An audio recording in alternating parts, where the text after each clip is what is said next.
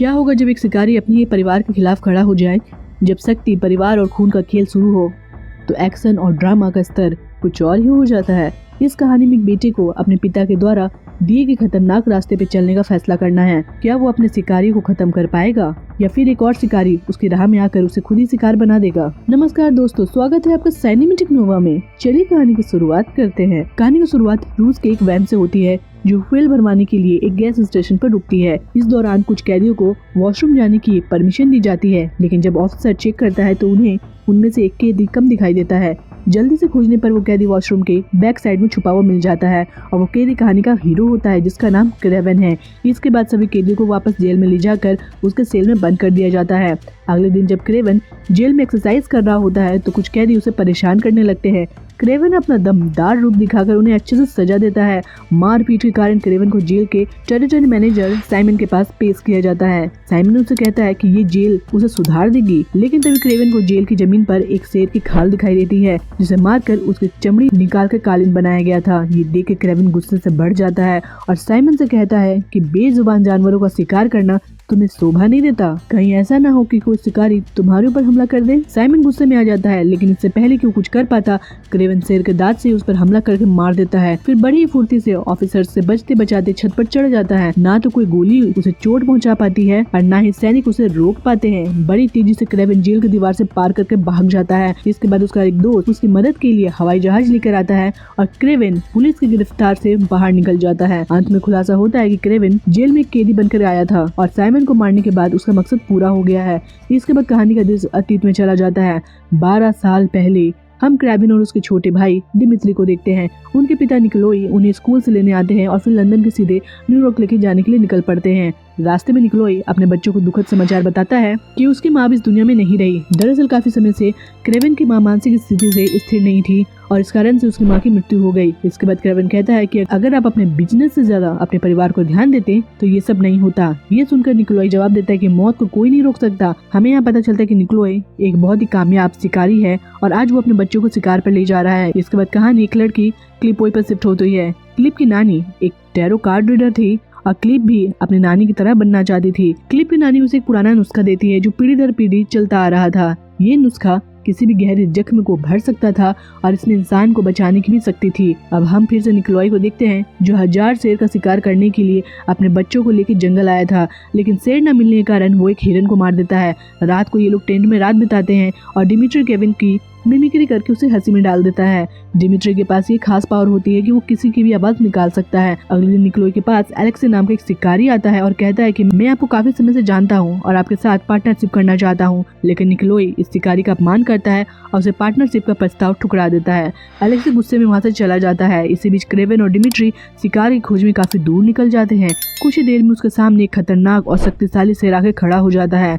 Kraven Dimitri की जान बचाने के लिए खुद आगे बढ़कर उस शेर को शूट करने ही वाला होता है, तभी शेर अचानक क्रेवन पर हमला कर देता है और उसका कंधा बुरी तरह से जख्मी हो जाता है। डिमित्री की आवाज सुनकर निकोलाई अपने साथियों के साथ वहां पहुंचता है और क्रेवन को बचाने के लिए शेर पर कई शॉट्स फायर करता है, लेकिन उसका कोई असर नहीं होता। फिर ये शेर क्रेवन की बेहोश बॉडी को घसीटते हुए वहाँ से दूर ले जाता है। इस दौरान क्लिप अपने माता पिता के साथ जानवरों को देखने और उनका शिकार करने आई हुई थी। जब क्लिप क्रेवन को जख्मी हालत में देखती है तो वो तुरंत उसके पास पहुँचती है और उसे ठीक करने के लिए अपनी नानी से मिला हुआ खास नुस्खा उसे पिला देती है। इसी दौरान खुलासा होता है कि शेर के खून की एक बूंद क्रेवन के शरीर में पहुंच चुकी थी और उसी के साथ ये नुस्खा भी उसी समय असर दिखाने लगता है। नुस्खे का असर क्रेवन पर ये होता है कि उसे शेर जैसी ताकत और फुर्ती मिल जाती है। इसके बाद क्रेवन को हॉस्पिटल ले जाया जाता है, जहाँ डॉक्टर उसकी हालत देखकर सोचने लगता है कि वो अब बच नहीं पाएगा, लेकिन कुछ ही देर बाद क्रेवन को होश आ जाता है और वो बहुत तेजी से ठीक होने लगता है।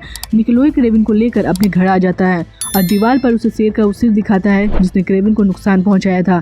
निकोलाई कहता है कि तुम्हें पढ़ाई छोड़कर मेरे शिकार को संभालना चाहिए क्योंकि तुम्हें इसे संभालना है, लेकिन क्रेवन को जानवरों को मारना बिल्कुल पसंद नहीं था, इसलिए वो घर छोड़ने का फैसला करता है। एक रात जब क्रेवन अपना सामान लेकर घर से जा रहा होता है तो डिमित्री उसके सामने आ जाता है और कहता है कि अगर तुम मुझे छोड़ के चले गए तो मैं पूरी तरह से अकेला रह जाऊंगा।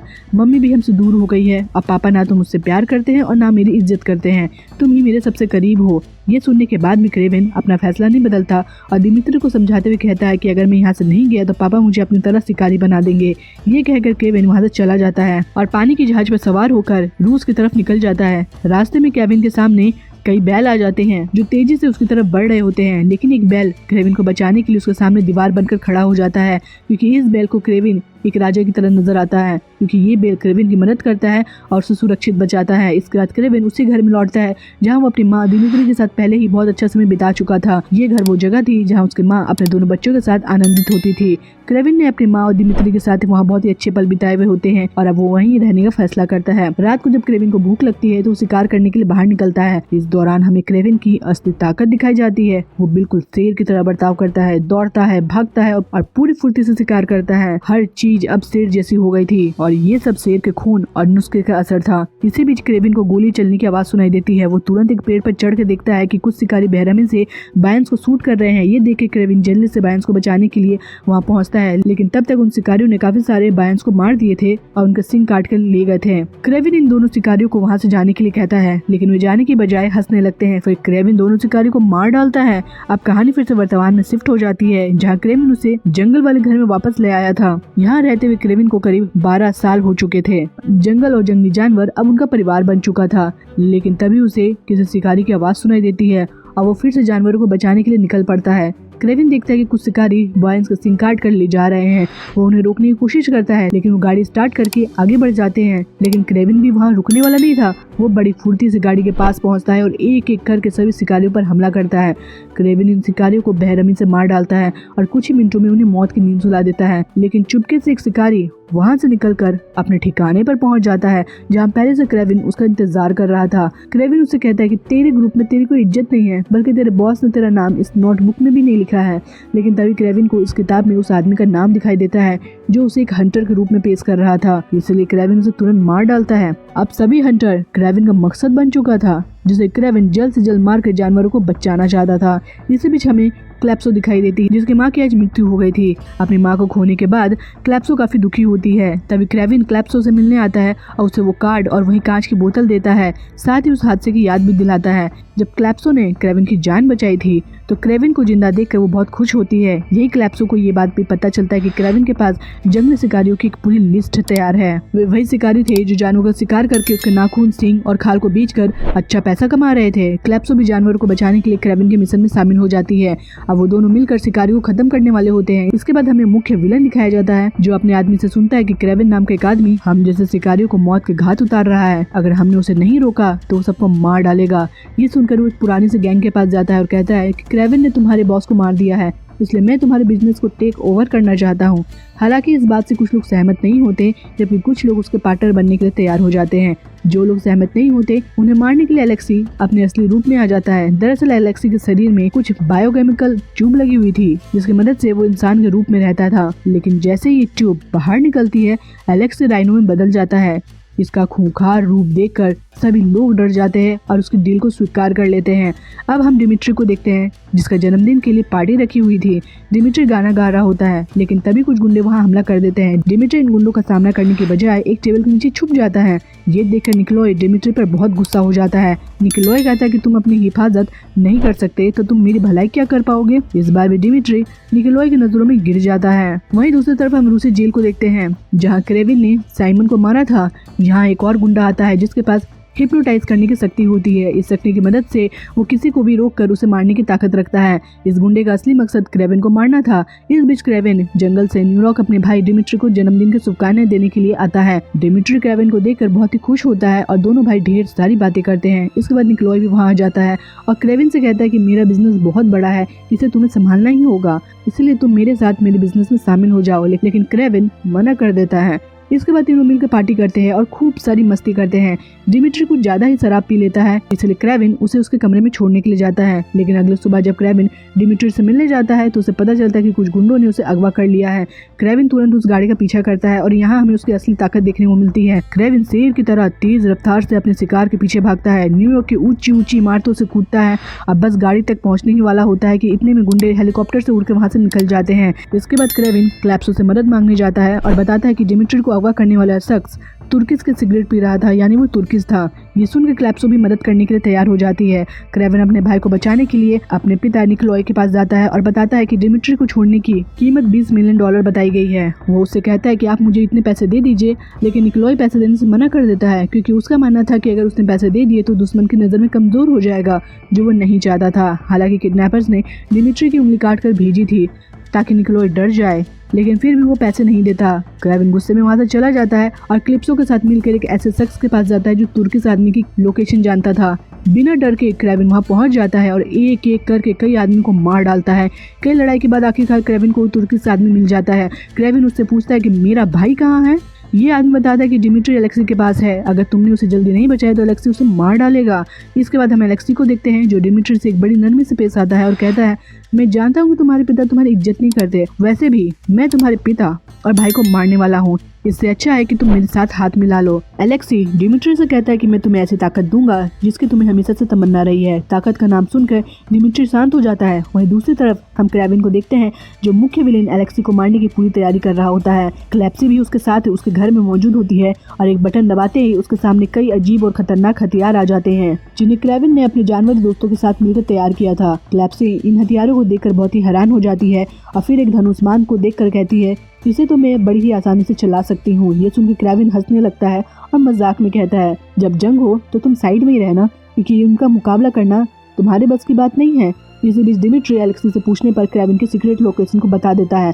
इसके बाद अलेक्सी अपने आदमियों के साथ क्रेवन को मारने के लिए निकल पड़ता है। कुछ ही देर बाद ये लोग क्रेवन पर हमला कर देते हैं। इनकी तादाद बहुत ही ज्यादा होती है, जबकि क्रेवन अकेला था, लेकिन फिर भी वो उनका डटकर सामना करता है। जंगल ही उसका घर था और जानवर उसके दोस्त। जब क्रेवन अपने दुश्मनों को सबक सिखा रहा होता है तो कुछ जानवर उसकी मदद करते हैं और दुश्मनों को भी एक अच्छा सबक सिखाते हैं। लेकिन फिर बारी आती है क्रिस्टोफर की, जिसके पास हिप्नोटाइज करने की ताकत थी। वो क्रेवन पर भारी पड़ने लगता है और उसे बुरी तरह से हमला कर देता है। क्रेवन की जान खतरे में थी, लेकिन तभी क्लिप्सो आ जाती है और एक तीर सीधे क्रिस्टोफर के सिर पे उतार देती है। इसके बाद हम अलेक्सी को देखते हैं जिसे अभी भी ये लग रहा था कि उसके आदमियों ने क्रेवन को मार दिया है। यही सोचकर वो खुशी मना रहा होता है, लेकिन उसकी खुशी जल्दी ही दुख में बदल जाती है। यहाँ पर कहानी की जबरदस्त क्लाइमेक्स की शुरुआत होती है। अलेक्सी जो अब राइनो के रूप में रूपांतरित हो चुका है, क्रेवन के साथ एक भयंकर युद्ध में उलझ जाता है। क्रेवन ने अपनी पूरी ताकत और हथियारों का इस्तेमाल किया, लेकिन अलेक्सी की गेंडे जैसी ताकत के सामने क्रेवन का हथियार बेअसर हो रहा था।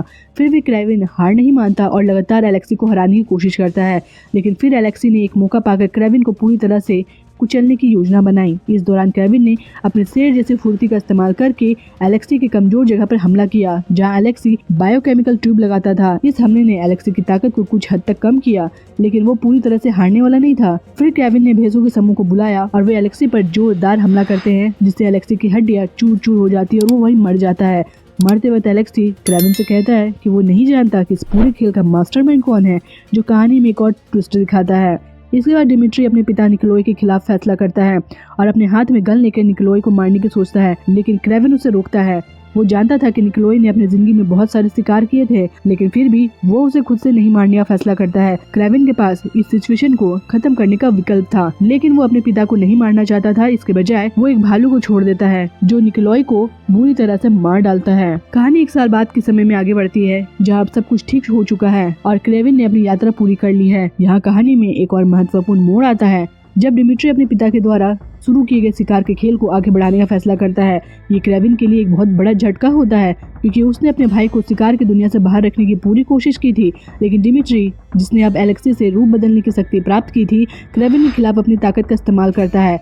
डिमिट्री अब सिर्फ शिकारियों के रास्ते पर ही नहीं, बल्कि अपनी शक्ति के दुरुपयोग के रास्ते पर भी चल पड़ा है। अलेक्सी की दी हुई शक्ति उसे एक गेंडे जैसा रूप देती है, जिससे वो और भी ज्यादा खतरनाक और ताकतवर हो जाता है।